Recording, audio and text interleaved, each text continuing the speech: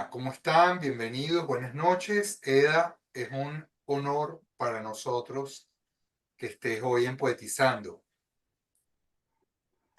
Para mí también, se los agradezco muchísimo. Ani, Bueno, yo estoy aquí impactada. En efecto, es un honor y una alegría inmensa tener una poeta de la talla de Eda Armas, una de las poetas más prolíficas de nuestro medio, con una hoja de vida realmente sustanciosa, ¿no? Que provoca leerla y volverla a leer, porque realmente es una poeta con muchos acontecimientos literarios y de otro tipo en su historia. Bueno, yo leeré para presentarla resumida su hoja de vida, porque si leemos la hoja de vida completa de Eda, no vamos a poder hablar de más nada. Así que vamos No, a cortica. cortica, cortica. Bueno, Eda Armas es psicóloga social, egresada de la Universidad Central de Venezuela, nuestra alma mater. Poeta con más de 17 títulos publicados entre el año 75 y 2022. Los más recientes, Talismanes para la Fuga en 2022, Fruta Hendida en 2019.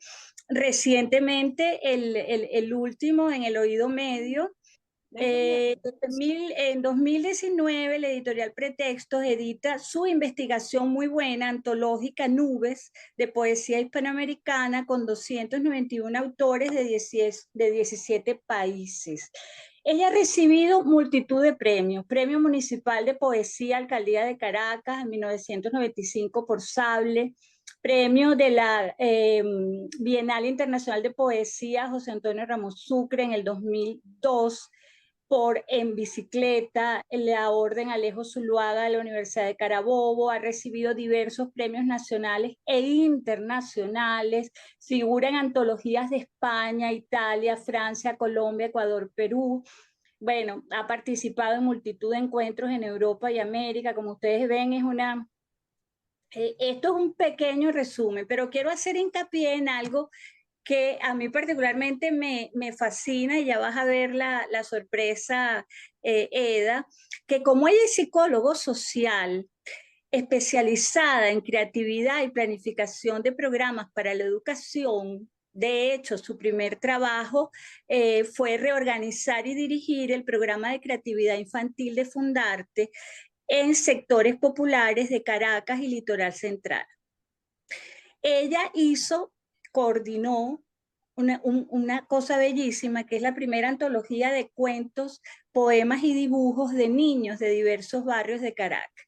¿Y cuál es la sorpresa? Que el primer libro que yo compré de Eda Armas, que yo obtuve de Eda Armas, es precisamente El Sol Cambia de Casa, que es un libro de una belleza, eh, donde hay una serie de textos y dibujos hechos por niños de sectores populares de Caracas. Yo cuando lo leí me fascinó, porque además esa también es mi área, yo también he trabajado con niños, y se nota en Eda una sensibilidad social desde sus inicios, ¿no? Me parece bellísimo esas primeras aproximaciones que hiciste trabajando en esto de coordinar talleres con niños de creatividad. Trabajo precioso. Entonces, dos preguntas, porque normalmente hacemos una pregunta general, ¿no? Para que cada poeta hable sobre cómo vive, cómo piensa, cómo siente la poesía, una especie de poética, de pequeña ars poética, y además preguntarte cómo influye en Eda Armas ese primer encuentro con los niños, con la poesía genuina y germinal de los niños de las barriadas de Caracas. Quisiera saber eso, me interesa en lo personal mucho. Y bueno, te doy la palabra, Eda. Muchísimas gracias. Bueno, uno, uno debe agradecer, en mi caso, haber tenido la oportunidad de trabajar muy, pero muy joven, no tenía yo 19 años, trabajar en más de 32 sectores populares de barrio. Estamos hablando años 78, 79. Yo no me había graduado de psicóloga y Fundarte lanzaba un programa de creatividad infantil para sectores populares y bueno, ahí entramos un montón de personas que estudiábamos, que estábamos muy, muy jóvenes. Y habían escultores, pintores, músicos, gente de teatro, y yo entré en literatura junto a Antoinette Roche, éramos las dos instructoras de literatura. Me acuerdo que peleé porque cuando presentaron el programa, literatura estaba marcado con gris. Y yo dije, pero ¿por qué gris? Todo música era rojo, teatro era amarillo, etc. Y yo decía, bueno, esa es la percepción que se tiene. En verdad era un trabajo muy difícil trabajar con niños de los sectores populares, donde muchos de ellos no sabían ni leer ni escribir, pero ese fue el reto.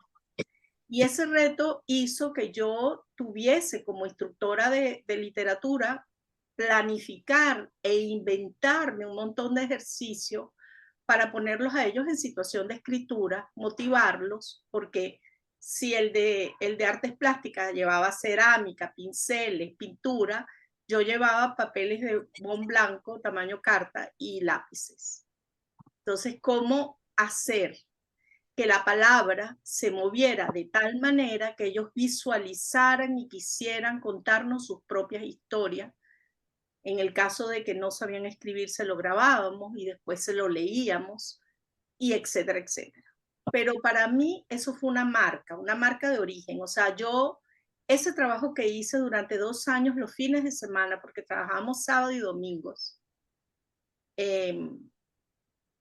a mí me marcó demasiado, pero yo lo agradezco porque es como tú estabas diciendo, Ana María, era entrar en sintonía con lo más puro del alma humana, ¿verdad? Sí.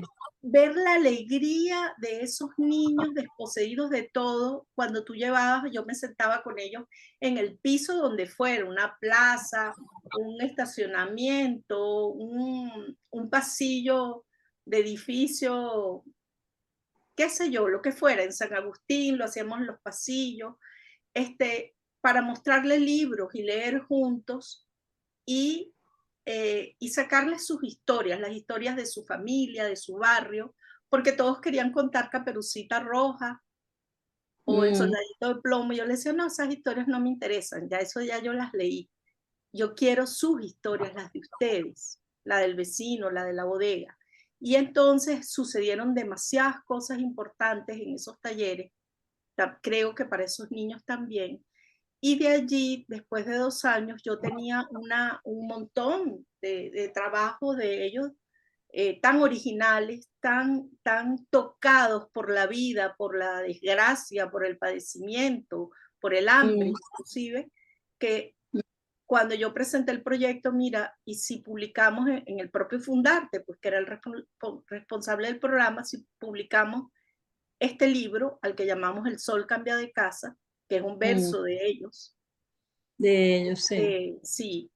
Y bueno, y fue aprobado por unanimidad y se publicó en el 1979, en el Año Internacional del Niño, que se hizo unas grandes celebraciones a nivel mundial y luego se reeditó en el 82. De hecho, esa versión que tenemos ahorita en la mano es con el diseño de Luis Giraldo y es la segunda edición que se sacó en el 82. Pero bueno, es un libro que está agotado desde los 80 es una joya tener. En verdad que sí. Tanto los dibujos como lo que ahí textos está expresado en cuanto a valores, a imaginario social. Es un retrato de una Venezuela que padecía, pero que tenía mucha luz también y un montón de historias, como la sigue teniendo Venezuela, un montón de historias, pero muy interesante, en verdad, lo que se recogió a nivel de testimonio social. Mira, yo antes de que ellos te hagan la pregunta de rigor, yo quiero que tú nos eches un cuento Pues tú tienes ahí 4 hombres detrás de ti, pero yo quiero que me eches el cuento de cómo esos 4 hombres, cuéntanos la historia, esos hombres que están detrás de ti. Sí, bueno, mi tío Roberto Armas, que era arquitecto, se fue a hacer No, no, ¿Cuál? ¿Cuáles detrás de son? ti tienes a Ringo, a Paul, a Bueno, yo. te estoy Ajá, hablando de eso. Ese ajá, es eso. un afiche original traído de Londres, en, no sé, en los 70, creo, Ajá, que mi tío me mandó en un tubo. Yo lo recibí porque en esa época teníamos correo postal y te mandaban cosas de cualquier parte del mundo, y me llegó mi tubo a mi nombre a la casa de mis padres en Colinas de Bellomonte con ese afiche de los Beatles. Ustedes se podrán imaginar la emoción, y desde ese momento me acompaña, y lo he tenido en todos mis apartamentos, en toda mi casa, de soltera, de casada, de todo. O sea, ellos son mis ángeles. Sí. bueno, ¿quién va Por con la lo que les pregunta? estoy diciendo que soy una gran fanática Está bien. Vaya, de los vaya para allá. Beatles. Pero, querida Eda, yo voy a empezar, bueno, agradeciéndote, por supuesto, en el nombre de la editorial Diosa Blanca, también, por supuesto, en alianza con Cultura Mundi, tu presencia hoy aquí, a todos los presentes, Johnny, Ana María, y además lo hago un poco imbuido y conmovido por una hermandad que nos cobija alrededor de una mujer tan extraordinaria como Felicia de Shen, del cual pues tuvimos de manera paralela y al mismo tiempo una amistad, una, un vínculo muy estrecho, ¿no? Eh, bueno, lo primero que yo debo decir, te voy a hacer una pregunta, pero a mí me gusta primero ahondar y entrar dentro del contexto, ¿no? Tú no solo eres una poeta extraordinaria, eres una mujer de armas tomar. Y a razón de tu nombre, que me llama la atención de alguna manera cómo en tres de tus poemarios, Armadura de Piedra, Sable y Dagas y Flores, hay ese elemento de defensa, ¿no? De estar, de ir con todas las armas a cometer la misión, el objetivo, lo que te planteas en tu vida. Pero sin embargo, me llama también la atención que tú eres como un centro de confluencia, ¿no? Tu padre, el gran Armas Alfonso, escritor, y tu madre, ceramista, de alguna manera artista visual. Este, y eso además se repite dinásticamente en tus hijas, ¿no? Anela, diseñadora gráfica, artista gráfica, y Camila, escritora. Entonces, un escritor con un artista de la mirada, tanto en tus padres como en tus hijos, incluso tus hermanos también son artistas, tanto Bueno, Enrico. Anel es mi hermana. Ah, El Anela, hermano. perdón, Sí. sí, sí es verdad, Anela es tu hermana. Pero en todo caso se repite ese paradigma. Fíjate que Anela es artista gráfico y tus hermanos también están dados a ese arte visual, a ese arte de la mirada. Entonces, esa padre, tu hija, tienen esa trinidad que une e integra la mirada con la escritura, ¿no? Y además, tú además de escritora, eres editora, y me llama la atención que también ahí unes la edición, lo gráfico con el color y con tus 10 en tu editorial. Decir que pues de alguna manera nace bajo la confluencia del gran maestro Cruz 10 y el color. Entonces, un poco la pregunta que yo te quería hacer, ya te la había hecho Alberto Hernández en esa maravillosa artículo que, por cierto, la revista del Círculo de Escritores publicó. Lo voy a leer y con eso queda la pregunta, ¿no? Más concreta de que para ti un poco qué es la poesía. Dice, a razón de tu poemario Armadura de Piedra, dice, ¿qué piedra define este libro de Edar? ¿Qué dolor encajado libera de tiempo lo dicho en estas páginas? Y más cuando al final, donde el aliento encuentra retirada, leemos que están dedicadas a los caídos. ¿Cuántos fueron los que propiciaron estos poemas, estas desgarraduras, este país vertido en imágenes, en sonidos duros, perceptibles? Bastó un solo alarido de la calle, un estrecho margen entre la vida y la muerte para que se entrecortaran las horas. Entonces, estas preguntas que te hace Alberto, las hace en un artículo, pero obviamente no está tu respuesta. ¿Cuál es tu respuesta? Sí, bueno, la verdad es que tú mencionas mi familia y yo nací en una familia donde el arte es muy valorado, donde la literatura es muy valorada. Claro, teniendo un padre como el que tuve, Alfredo Armas Alfonso, pues mi casa era una gran biblioteca, pero además era un gran museo y papá hacía algo que yo creo que es maravilloso hacer con los hijos, que es que los domingos íbamos de excursión cultural. O sea, íbamos a un concierto en el aula magna o íbamos a un museo, al Museo de Bellas Artes, al Museo de Arte Contemporáneo o a galerías privadas. Y íbamos todos, los 7 hijos, mi papá y mi mamá. Teníamos una camioneta y eso hace que para uno, para mí, para mis hermanos, que yo luego lo repliqué con mis hijas, la vida contiene el arte, contiene la música, contiene la lectura, la literatura, eh, como también puede contener todo lo demás, pero eso es un ingrediente fundamental. Y eso ha estado toda la vida en uno. Entonces, yo empecé a escribir muy joven, pero no le daba ninguna importancia. Para mí era transcribir emociones, llevar unos diarios secretos donde yo escondía mi intimidad, donde la palabra me permitía transferir al papel angustias, preocupaciones, dudas, que yo no quería hablar con nadie, sino con el papel.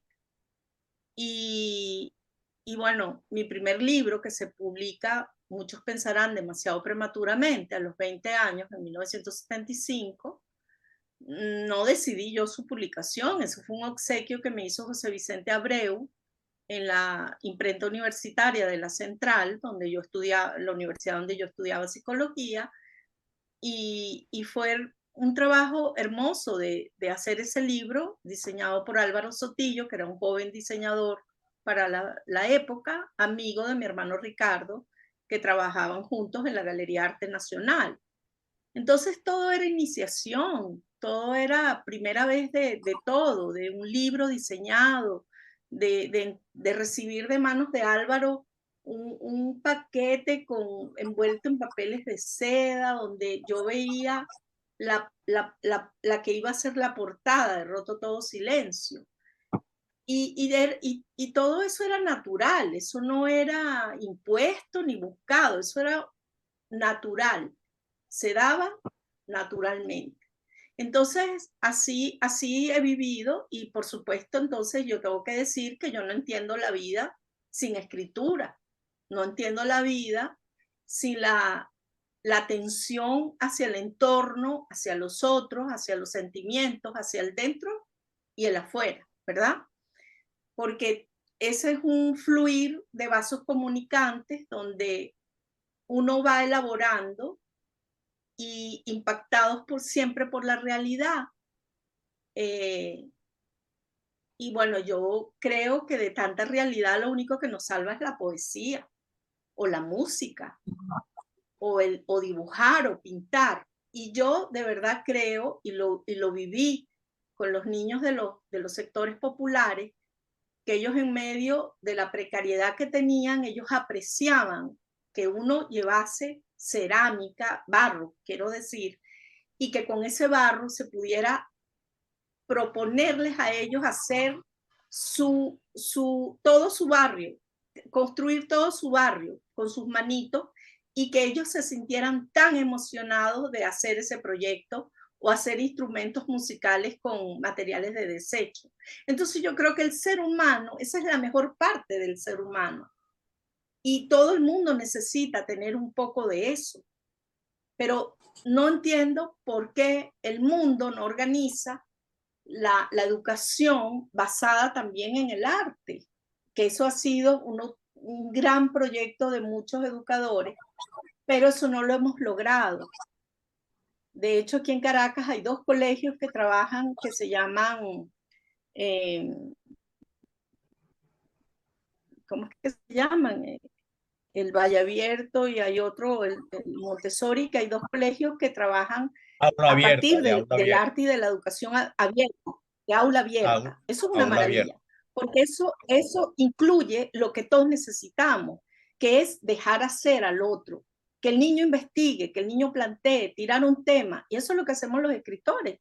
Uno elige un tema y uno investiga, uno lee, uno busca datos, lee autores referenciales que han trabajado el tema, y entonces Pero en uno tu caso, desarrolla la voz propia. ¿Ah? pero en tu caso, Eda, tú estás justamente en ese centro, en ese medio, así como en el oído medio, estás en ese medio donde todo confluye. Es decir, lo que me llama la atención es que desde tus padres y pasando dinásticamente a tus hijas, esa integración del arte visual con el arte de la palabra confluye y además en tu madurez, qué increíble que una poeta además le rinde entonces culto a la escucha, a la Claro, escucha, pero estás en el centro, estás en el medio, sí, eres una confluencia. sí. Eda, ¿algún poema de aquella época que nos puedas leer o que recuerdes? ¿De cuál época? De tus primeros poemas. Ah, sí, de hecho les había marcado Ajá, de Contra el Aire, que ok. es mi, digamos, es mi primer libro en una editorial que es los cuadernos de difusión del Centro de Estudios Latinoamericanos Rómulo Gallegos, CELAR, Ujú, cuando Claro. en el año 75 lanzan los primeros talleres de creación literaria. ajá. También había de teatro, había de cine. Yo concursé para el de poesía y ahí estuve con Cecilia Ortiz, Luis Sutherland, Margarita Rusotto, siendo nuestro coordinador Ludovico Silva. Y unas temporadas de suplencia a Ludovico se le hicieron Guillermo Sucre y otras Gonzalo Rojo. Y este libro, Contra el Aire, era la colección de los primeros autores que estuvimos en esos talleres, porque había que entregar un libro. El taller era un año y era una beca de creación y tú tenías que entregar el resultado de un libro al final del taller. Y bueno, había una selección, y Contra el Aire viene a ser mi primer libro, vamos a decir, arbitrado, porque fue seleccionado también para entrar en esa colección, que es el número 4. Y les había marcado este poema que se llama A ellos, y dice: quiero olvidar a los que se salvan a diario del fuego, evitando el contagio humano. Pueden no ver el dolor si cierran los ojos. Quiero olvidarlos. Mm. Eh, Pasaba algo puntual en tu vida que motivó. ya en este libro también estaba La obsesión de la nube. Este se llama En Nube, y dice: caminé esa nube de tu rostro, imaginando anchas llegadas, imprevisto abrigo que cae. Y un tercero que no tiene título y dice: vestía ropa de madera, no me atrevía a llamarle muerte. Wow. Y esa obsesión por las nubes, Eda. Ay, que no lo sé. No lo sé, pero ahorita que me mudé y he tenido la oportunidad maravillosa, a todo el mundo le debería pasar en algún momento de su vida, de revisar mis archivos, mis cajas, mis papeles, mis fotografías. Yo he encontrado dibujos de niña donde las nubes son espectaculares. Yo se los mandé a Manuel Borral, le dije: mira, cuando yo escribí en el prólogo que yo me obsesioné con ella desde pequeña, aquí están las pruebas, y se lo mandé. Yo las dibujaba en los cuadernos de cualquier materia, de cualquier materia, ya estaban ellas dibujadas. No sé, bueno, yo creo que la humanidad está obsesionada con ellas, no es algo particular mío, pero en realidad siempre me interesaron, y en muchos de mis libros hay nubes, y haber culminado ese proyecto de investigación de cómo los otros, ves que están los otros, en este caso era cómo los poetas hispanoamericanos interpretan el símbolo de la nube, ¿no? Lo leen y con qué lo vinculan, que eso es la antología Nubes, Poesía Hispanoamericana.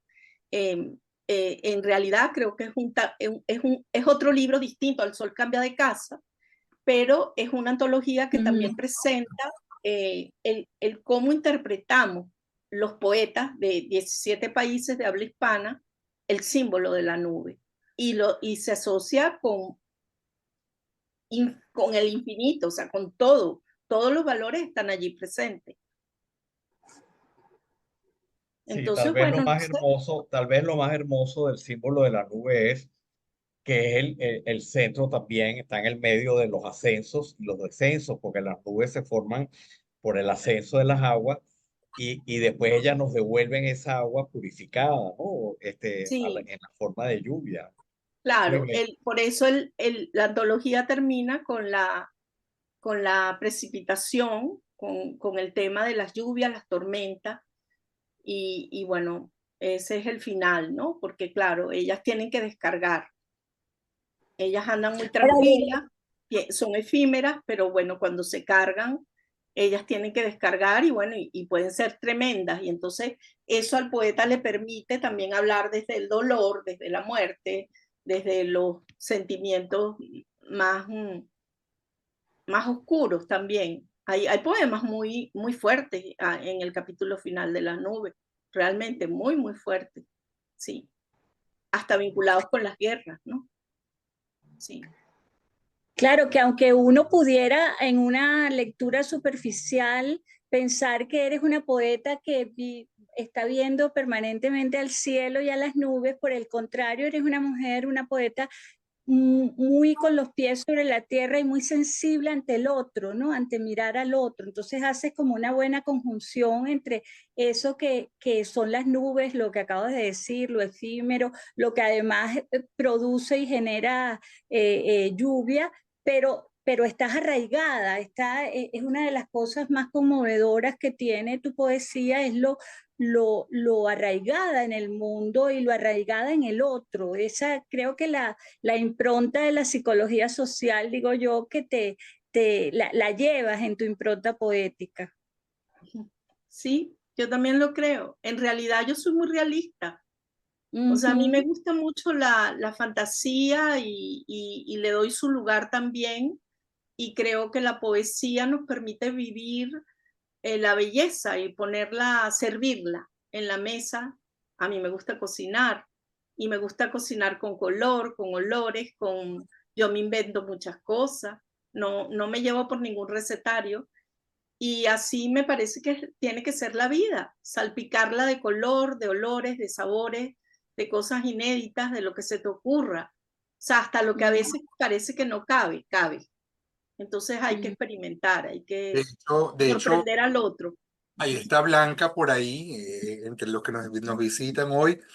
Y hay una cosa que quiero testimoniar, cuando uno visita a EDA, sea para hacer un taller o para comentar algo, siempre lo sensorial está de por medio.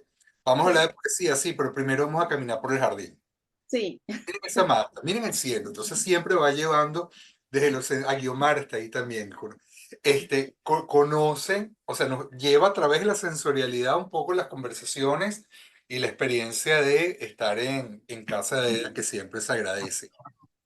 gracias, Johnny. Es que hay que degustar. La vida Arquedeu. es degustación. Hay una frase muy bonita que anoté aquí para decirla en algún momento de un poeta que yo admiro mucho español que se llama Miguel Ángel Arcas, que es un experto en poesía breve. Él dice, el cuerpo de la palabra se oye. Y Qué eso bello. mismo lo podemos aplicar a todo lo demás. O sea, el cuerpo de la palabra se siente, el cuerpo de la palabra se dibuja, el cuerpo de la palabra se colorea, tiene sabor, o sea, y para el poeta su herramienta fundamental es la palabra. Mm. Uno a la palabra, en mi caso, me interesa mucho la palabra vinculada a la musicalidad. O sea, el poema tiene que oírse, tiene que ser leído en voz alta para que se haga el verso, tiene que oírse en voz alta para que se haga poema. para que tomes, se apropie de su cuerpo, de su sonoridad, pero también de su sensualidad. Bueno, Los colores que él transmite. ahí yo quería acotar Entonces, bueno, algo, eso ¿no? siempre es muy importante. Fíjate que tú estás hablando de la palabra no solo que tú emites como poeta, sino también la palabra que se escucha, la palabra que de alguna manera escuchamos. Entonces, ahí es interesante cómo en ese diálogo eh, de decir y de escuchar, tú lo graficas muy bien en tus poemarios, porque tú pones epígrafes que dialogan perfectamente con tu poesía. Creo que esos epígrafes son una manera de dialogar con el otro poeta, y además te ha ido llevando un poco en tu madurez poética a escuchar también, ¿no? A esa parte de la palabra que suena, que se levanta en el aire, no en el papel, para ser escuchada. Sí, bueno, es que todo escritor tiene que ser fundamentalmente lector, en la misma proporción o tal vez más. Tal vez Eh, más. no podemos creer que estamos inventando la narrativa, la poesía, el teatro, no. Tenemos que conocer que está hecho y disfrutarlo. Además, no solo para saber que está hecho, sino para disfrutarlo. O sea, yo empecé leyendo novela, yo era lectora de novela, me fascinaba, me sigue gustando muchísimo. Lo que pasa es que el atractivo de la poesía llegó un momento bueno, que tenía yo que conocer más de las voces. Hay demasiados poetas y muchísimos muy buenos. Entonces no me los quiero perder y claro, me leo 3, 4 libros de poesía en el espacio que me ocuparía leer una novela.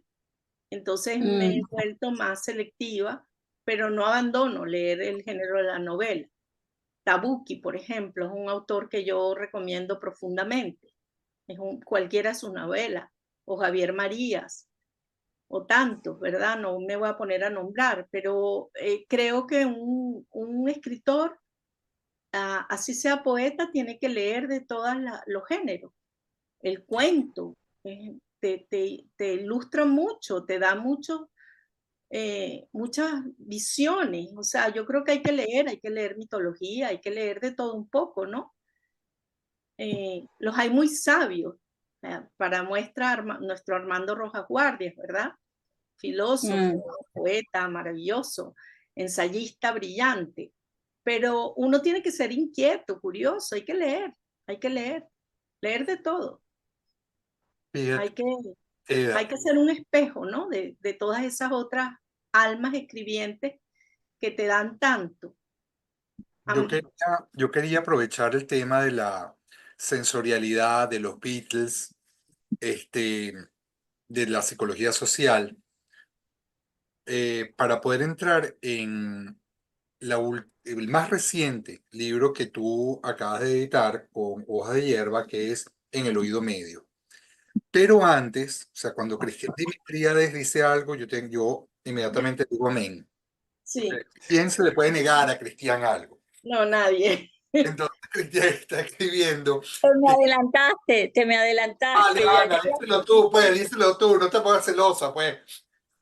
Ya me puse celosa con Cristian. Ah, Cristian está pidiéndole a Eda que si puede, por favor, leer algún texto de Talismanes para la fuga.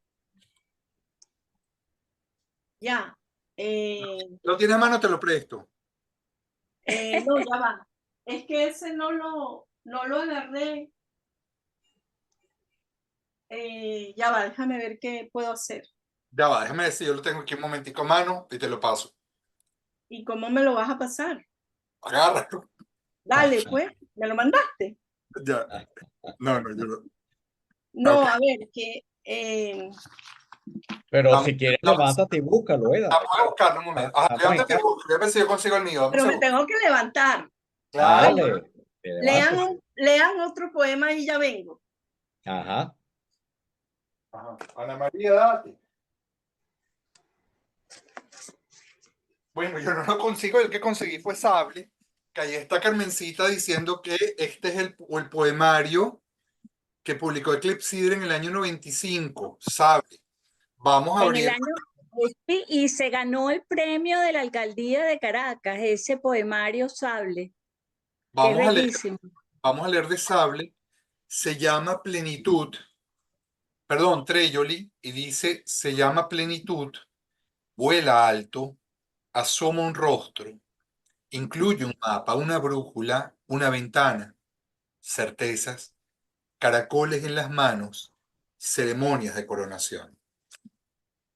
Pero Anita iba a leer un poema también De a ver, Sable. A ver, Sí, Ana. pero el poema que yo le quiero leer implicaría una pregunta y quisiera que ella... dale, dale, dale. no, no, no. Dale, pregunta. Estoy Pero no Cuando, sé si me está buscando y cuando no se me está quiera. viendo. Ajá. te escucho. Entonces, Sí, sí, sí. ajá. Y no, en la línea de esta familia de EDA, llena de artistas y con artistas plásticos de tanta importancia como Ricardo, fotógrafo, Enrico, pintor, tú misma te ha interesado muchísimo la fotografía, o sea que, eh, y hay un poema en Armadura de Piedra donde yo veo puras imágenes, o sea, me parece una sucesión de imágenes y que lo quisiera leer y que luego tú nos comentaras cómo se engrana en la poeta la imagen plástica, la imagen, ¿no? Este poema, que además es purísimo, un poco muy Aloeda Armas, con un lenguaje decantado, preciso, limpio, dice lo siguiente, a mí me gusta mucho. Los pájaros abrieron el cielo en lo más alto con sus picos de alicate, bajando hasta la nave de los hombres, pájaro barco, alas de sangre ondeaban en el muelle. Se fueron todos, los vi desaparecer al norte de mi vista. Sí, Para mí es como un cuadro surrealista. sí, Bellísimo. bueno, sí, en Armadura hay muchas imágenes. Armadura está construido también, yo diría que es el más similar en la forma en que fue escrito con en el oído medio, no por la incorporación de otras voces, pero sí porque es una voz colectiva la que habla en Armadura, no es la Okay. voz sola del poeta, sino que el Uh-huh. poeta se erige un centinela y desde allí construye esas imágenes frente a lo que está necesitando darle, darle un cuerpo de imagen, darle un cuerpo de palabras para dejar testimonio. Armadura también es un libro que tiene un epígrafe de Goethe para decir que toda guerra es injusta, es innecesaria y bueno, y toda guerra está atada a un tiempo histórico y habría que ocuparse de ver el por qué, pero ninguna se justifica en realidad. Y esa es la parte del ser humano, pues, dominante, destructor, impositivo, bueno, que es la que uno quisiera que la otra parte, la de la luz, la creación, lo pudiera dominar más. La imagen siempre me ha importado y yo creo que sí, que en todos mis libros hay una búsqueda de imágenes, pero no necesariamente, aunque yo amo el surrealismo y lo coqueteo mucho, no me interesa, y eso se ha ido perfilando más en mis libros últimos, que no sea una asociación de imágenes sueltas, locas, sin una dirección de un decir, de un pensamiento, de una crítica. Me interesa que sí lo tenga, me interesa que sí responda a un plan que el poeta se plantea. Hay un algo que se quiere decir pero sí me gusta que ese decir esté, tú lo dijiste ahorita, finamente trabajado, que tenga belleza, Mm, que busque el esplendor de las palabras y que sean las palabras que estén allí incluidas sean muy elegidas, muy perfectamente calibradas, como el que vende oro y tiene un pesito al lado. Bueno, uno sopesa el valor. Yo busco las palabras y a veces busco los sinónimos más adecuados porque me he vuelto muy obsesiva con eso, ¿no? Armadura es un libro para mí fundamental, con los que yo diría me quedo con ese libro. Es un mm. libro que se trabajó mucho y que también está muy atravesado por el dolor.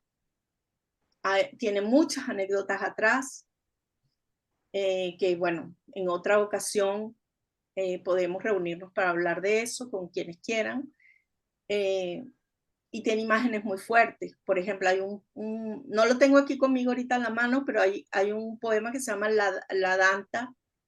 Eh, La, la, las la garras, pezuña de la danta las pezuñas de la danta en la piedra, en creo, la ¿no? piedra, sí, en el mármol. Muy Entonces, fuerte, en el tiene, mármol, sí. sí, en el mármol. Entonces tiene imágenes fuertes y bueno, todo eso tiene una explicación que es un libro donde la piedra está muy trabajada, por eso se llama armadura de piedra, pero claro, la armadura ya es otra cosa, ¿no? La armadura ya es la composición, es lo que puedes hacer de protección, pero las armaduras suelen ser de metal, pero aquí la armadura es la piedra, porque La habla piedra. de asuntos fundacionales del ser humano, ¿no? Hay un poema de la muerte, hay, bueno, etc. Bueno, yo encontré talismanes y como hoy es el día que estamos celebrando el Día Internacional de la Mujer, perdón, de la escritora, voy a leer Danza en el Templo, dedicándosela a todas las escritoras venezolanas. Las mujeres frotan las puntas armoniosas de sus dedos templadores. Con la pelvis replican el origen nuclear que es la danza. Amanecen de lluvia con la cábala a favor. Aquilatan y alinean su respiración aulladora. Punto y coma aletean con la mariposa azul que posa abierta en sus cuarteadas manos. Torre del agua, salitre del día, pan de ángel. Las mujeres tocan, rezan, son la levadura.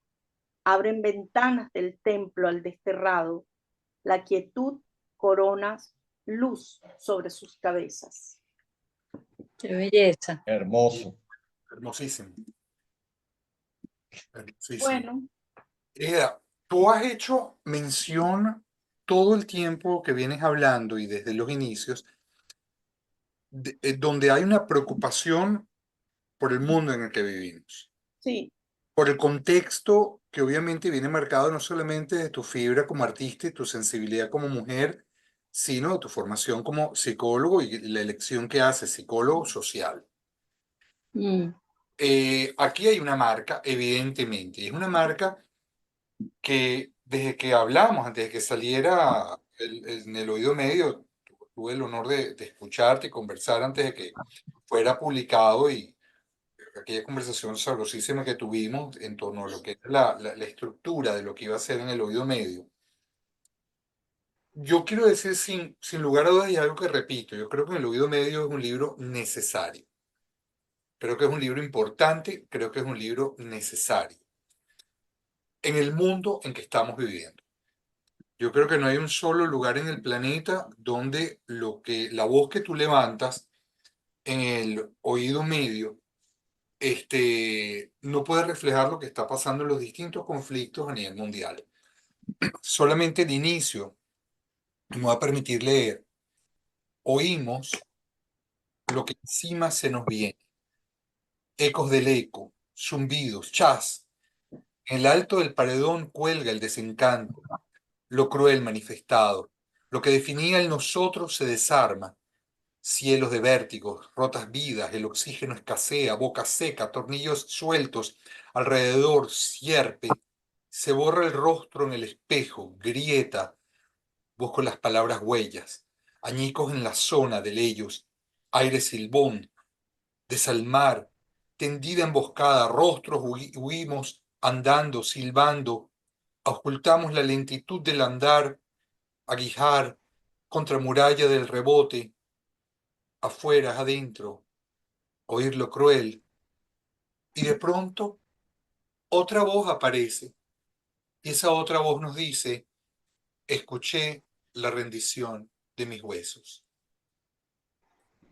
No solamente la belleza de la edición, porque es de verdad, es una edición de lujo, sino tú en este texto tan particular, en este poemario tan particular, dialogas con otros poetas, haces innovaciones que ya me habías comentado, pero vale la pena resaltar en el tratamiento de los epígrafes.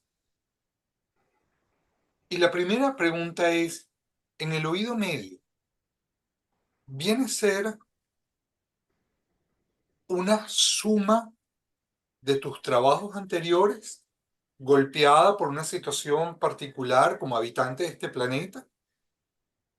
Vamos a primero al sentir, a la motivación que como ser humano, como habitante del planeta Tierra, te mueve en el oído medio. Y luego me gustaría, porque tú eres editora, llevas adelante esta editorial hermosísima, Decir, introduces un cambio en el manejo de los epígrafes. Pero aquí te están editando en España, te está editando Hojas de Hierro en esta edición de lujo. Entonces vamos a como abordar esta más reciente edición desde estos distintos ángulos.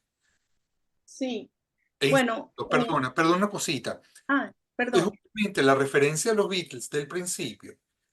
Era un poco tomar en cuenta esas raíces musicales que de una u otra manera te marcan, porque en el oído medio hay música, Sí, es polifónico. sí, Ujú. sí. En el oído medio yo creo que es un libro de madurez que necesitó el ensayo de todos los otros y tiene, como dije antes, un antecedente en Armadura de Piedra. Mm. En el oído medio es una memoria colectiva, es un coro polifónico, es la admiración y de catar tantas voces en las lecturas y encontrar, claro, a ver, que esto suena como que yo me lo hubiera planificado de esa manera. No, esto se fue complejizando. En realidad yo hago una primera versión en el 2014, muy natural, que fluyó, que salía, ¿verdad? Eh, y yo la dejé, para mí era una necesidad escribir ese texto y poner afuera lo que ya no me cabía adentro, porque necesitaba aire, tenía que respirar. Entonces no es una catarsis, es una utilización del lenguaje para, eh, para, para hacer danzar las imágenes, las palabras, donde el dolor tomara el cuerpo que pudiera o que quisiera, ¿verdad? Ese sí era un objetivo, pero eso fluye, eso es un libro que nace casi que espontáneo. Luego yo lo dejé reposar mucho tiempo y lo retomé en el 17 y ahí se complicó la cosa. Fue un año durísimo para los venezolanos, ¿verdad? Lo dice todo el mundo. Y un año bueno, de muchas experiencias difíciles de asimilar. Y entonces ese año yo retrabajo el libro, se incorporan eh, fragmentos y entre el 14 y el 17 yo me doy cuenta que en el oído medio, que además el título vino rapidísimo, que es la escucha, que es los otros, y que ya yo entendía que esto era un libro donde yo no hablaba sola, que era un colectivo, éramos muchos los que allí estábamos diciendo y necesitábamos decir, y tomábamos a la palabra por asalto para decirlo.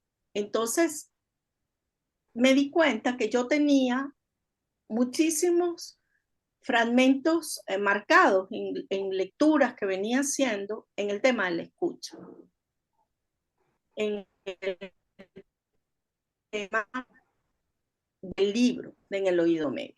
Entonces yo empecé a pensar cómo yo los podía incorporar, y yo no los llamo epígrafes, no son epígrafes. El libro tiene 3 epígrafes, uno de Juan Malpartida, ¿verdad? Que está en las páginas iniciales, uno de Rafael Cadena y uno de Clara Janés. El de Juan Malpartida, que es el más cortito, dice: pegar el oído al muro de esta calle mientras el bullicio agita el espacio. Pero cuando yo me di cuenta que yo quiero tejer, hacer un intertexto donde las voces de muchos otros estén presentes, que no sea mi interpretación, sino que sea el verso real, incorporado, yo me planteo cómo hacerlo. Y en mi primera versión, yo pongo sí decidí que mi texto iba en redonda y las voces de los otros entraban en cursiva hacia un lado, era como otra columna. Esa sí fue una decisión que tomé desde el principio. Pero yo le había puesto el nombre de cada uno de esos versos chiquitiquito, en punto 5 al ladito. Y una editora de México me recomendó quitar. Me dijo: no, uno va, eso todo se mezcla, eso es una resonancia de voces, es una caja timpánica que le venía muy bien por el libro, pero quita los nombres de los autores y tú los colocas atrás, como se terminó haciendo, y el editor de Sevilla estuvo muy de acuerdo con esto, porque había que dar el crédito, autores de las voces en diálogo, ¿verdad? Entonces eso está atrás, y ahí se aclara, en la página tal, escuché la rendición de mis huesos, es de Antonio Gamoneda. Me pondré el uniforme de piel humana, es de Gustavo Cerati, y así sucesivamente. Entonces son 40 voces, entre músicos, filósofos, poetas, que dialogan y que tejen tejen ese enjambre, vamos a decir, polifónico de voces, que te hace saber, te hace sentir a ti autor y a ti lector que padecemos muchas situaciones similares, estemos donde estemos en el planeta Tierra de estos tiempos, y que esta manera de conectarnos nos hace saber que no estamos solos. Le da sentido a la solidaridad humana, le da sentido a que tú llegues por la lectura a encontrar esas otras frases que te van a acompañar en el texto de creación con el mismo valor de tu verso o más, porque ha sido una conexión, porque ha sido una selección de decir: ven, acompáñame, quiero que estés aquí con tu testimonio porque tú también sentiste algo similar. Y eso sí, digamos que si bien yo venía sobre todo en Fruta Hendida y en Talismanes hay 3 poemas que no son míos, que se llaman, que es un capítulo, ¿verdad? Muy importante del libro, que se llama, y que tiene toda una explicación, que se llama, ay, mira, este ejemplar está malo. Ah, no, a ver, sí, está malo. No tiene la portadilla, que se llama Genos, donde está el poema Talismanes de Jorge Luis Borges, en cursiva, para hacer un talismán de Olga Orozco, y Contestaciones a Rimbaud de Rafael Cadena. Entonces, ya yo vengo jugando con eso, digo jugando porque, por decir algo, es la parte lúdica del poeta, pero ya lo expliqué, es más bien es algo muy serio, es acompañarse del otro. Fíjate, quiero aprovechar algo que tú acabas de decir porque me parece que es importante. Recuerdo que me comentaste que hoy en día hay una manera distinta de enfocar el epígrafe, que ya no es Sí, el epígrafe que se coloca la autoría encima como se hacía tradicionalmente y que por eso, creo que es a partir de esta edición de El Oído Medio, es que tú empiezas a señalar los epígrafes como un anexo del libro. ¿Puedes hablarnos de esa variante, por favor? ¿Y por qué, de dónde viene esto? ay, ya va. Me perdí o me emocioné, no sé. Vuelvo. Cuando uno va a hojas de hierba, perdón, al oído medio, tú me habías comentado inicialmente, me has dicho, Johnny, aquí hay una cosa que la gente tiende a poner los epígrafes tradicionalmente adelante, pero hoy en día hay una variante. Y me habías dicho, vas a ver que en hojas de hierba, pues, que en el oído medio van a estar atrás. Ya, déjame quitar, aquí están. Están atrás. ¿En qué página está el epígrafe? ¿De dónde sale? Y el nombre del autor. Tú en ningún momento en el curso del libro mencionas al autor del cual tomas el epígrafe y así se va conformando este colectivo de voces. Un colectivo donde la identidad pasa al anonimato porque es la voz del colectivo. Sí, Entonces, ¿de bueno, dónde viene esta modificación editorial que tú empiezas a hacer? no, bueno, yo no sé, porque yo no conozco otro libro así. Tal vez debe existir, debe existir. Yo no me creo que yo me inventé esto, pero digamos, en mi bibliografía es la primera vez que yo tejo con versos de otros. Es decir, hay muchos libros donde el escritor incorpora versos de otro. Yolanda tiene ese ejercicio en algunos libros, pero no se menciona de quién es el autor del verso, simplemente lo pones en cursiva y es una convención universal y todo lector culto, claro, sabe que lo que está en cursiva no es del autor, no es de autoría del escritor. Pero es que en este caso, claro, son 40, 40 versos o Sí. referencias, es que no se ve aquí muy bien, unas más, unas de una línea, unas de dos, unas de tres, pero hay hasta de cinco. Y simplemente entonces yo respeté la convención de ponerlo en cursiva y lo hice una columna aparte, está aparte. Esta línea se mantiene como partitura, vamos a decir, ¿verdad?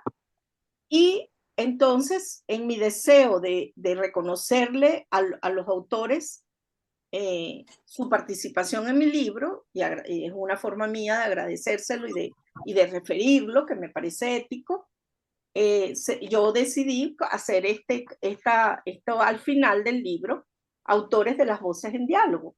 Entonces allí ya se establece por página quién es el autor de cada uno de los, de los versos dialogantes con mi poema, en mi poema, y bueno, allá hay una diversidad, hay venezolanos, está Ida Granco, está Yolanda Pantin, Real Mela, Cadenas, mm, Patricia Guzmán, eh, muchos, y Ludovico Silva, y bueno, y autores españoles y hay de otras partes, pues. Y bueno, se quedó mucha gente afuera, o sea, yo tenía más material, pero bueno, el libro tampoco, yo tenía que ser selectiva en cuanto a que no, la idea no era atiborrar, es que cada vez tenemos que pulir más el texto y decantar. Entonces, lo que se justificaba que se quedara, porque le daba una extensión a lo que se venía diciendo, y que además es maravilloso admitir que otro lo puede decir mejor que tú, y que ya lo dijo, y que yo tuve la suerte como lectora de encontrarlo, y de, y de absorberlo, y de enamorarme, y de tejerlo. Pero eso sucedió en este libro. Primera vez que me pasa esto, y yo digo que es un libro de una estructura compleja. Y para cerrar, pues que yo todavía no me, a ver, todavía estoy impresionada de que un editor de España en este caso de Sevilla, Antonio López Cañestro, haya tenido la sensibilidad de entender el libro, de enamorarse y de quitármelo de las manos y decir, como dijo Johnny, porque él me lo dijo, es un libro necesario para la poesía, para todos en el mundo, y yo lo voy a editar en hojas de hierba. Y lo editó interpretándolo bellamente, porque era un libro, este poema es un solo poema, es un poema largo, con todas las inserciones que tiene, y era una edición delicada. Y ellos hicieron un trabajo que respeté y que respeto y que admiro, porque era difícil picar el poema para dividirlo, bueno, y darle aire, porque bueno, él puede asfixiar, darle el aire como lo hicieron en la diagramación y la belleza de la portada, buscar la imagen correcta. Bueno, son cosas que le pasan a uno, que yo quiero creer que, bueno, después de 40 años, es un libro, una edición muy, muy cuidada, donde se ennoblece la belleza, que es un elemento que está muy nombrado en el libro, ¿verdad? Porque bueno, necesitamos, frente al dolor, necesitamos el mar, la luz, las nubes, al otro, un beso, un abrazo, necesitamos los elementos que nos confirmen que el ser humano también tiene su parte noble, su parte buena y de bondad, frente a la otra siniestra que, que nos lleva a las guerras, que nos lleva a matar al otro, que nunca la vamos a entender. Bueno, yo por lo menos todavía, yo estudié psicología para tratar de entender al ser humano. Y bueno, en algo me ha ayudado, pero... Nosotros ya tenemos que ir Qué cerrando, pero bella, qué bella, quería decir algo, qué bella la explicación que hace Eda de este libro. Me hizo recordar algo que dijo Elizabeth Shen, que los poetas son los oidores de la tierra. Y creo Claro, que eso es un poco lo que ella hace. Y qué bueno que le dijeron que quitara los nombres y los dejara al final, porque lo que está haciendo es una polifonía, como ella misma sí, lo dice, un tejido sí, de voces donde la humanidad es la que está hablando. Creo sí, que la poesía utiliza la humanidad para mostrarse y muestra, como tú dices, no importa el tiempo, tienes a Marcel Proust, a sí, Clarice Lispector, o sea que hay a Cerati, o sea que hay una gran polifonía donde la humanidad está mostrando sus dolores y su bondad ontológica, como diría Armando, ¿no? Está sí. mostrando también la bondad ontológica. Y me hiciste recordar también a Hölderlin cuando hace la gran pregunta, ¿para qué poetas en tiempos de penuria? Y creo que tú lo respondes de una manera bellísima cuando te unes a esas voces de una manera tan genuina, tan original. La verdad es que es admirable lo que has hecho, Eda. Bueno, muchísimas gracias, de verdad. La invitación es a leerlo, a seguir preguntándonos cosas y bueno, a seguir creando, porque la creación es una gran armadura. Eso sí que nos da una gran armadura frente a tanta realidad difícil a veces. Así que bueno, de verdad los cuatro y a todos los que nos oyeron se inscribieron y se conectaron, pues muchísimas gracias, infinitas gracias, de verdad. Yo estoy muy, pero muy emocionada. Edgar, tú ibas a comentar algo para despedir No, no, a... no.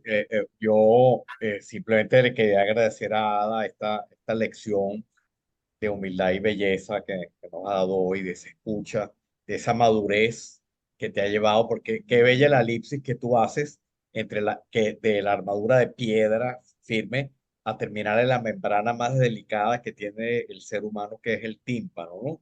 Y que además pasa en esa elipsis por la fruta. Entonces, yo en lo personal he disfrutado todo esto y además he quedado afrutado de tu decir.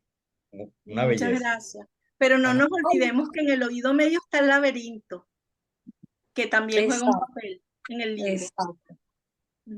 Así es. María, ¿querías decir algo para ir cerrando? Quería darle las gracias a Eda, además de por todo lo que le hemos dado las gracias, porque ella es una editora, como bien sabemos de decir, pero quiero hacer hincapié y darle inmensas gracias que ella edita a Rubén Ackerman en su libro Los ausentes, que se va a ganar un premio en Ecuador y que si no hubiera sido por Eda Armas, no hubiera sido editado. Yo creo que eso a mí me llegó al alma y en nombre de Rubén te doy las gracias. Bueno,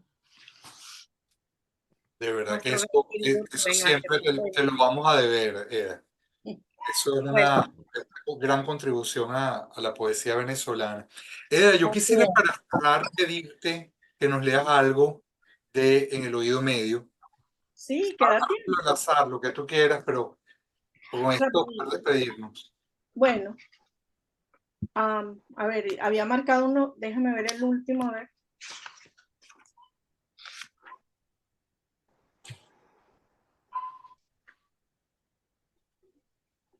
Bueno, a ver.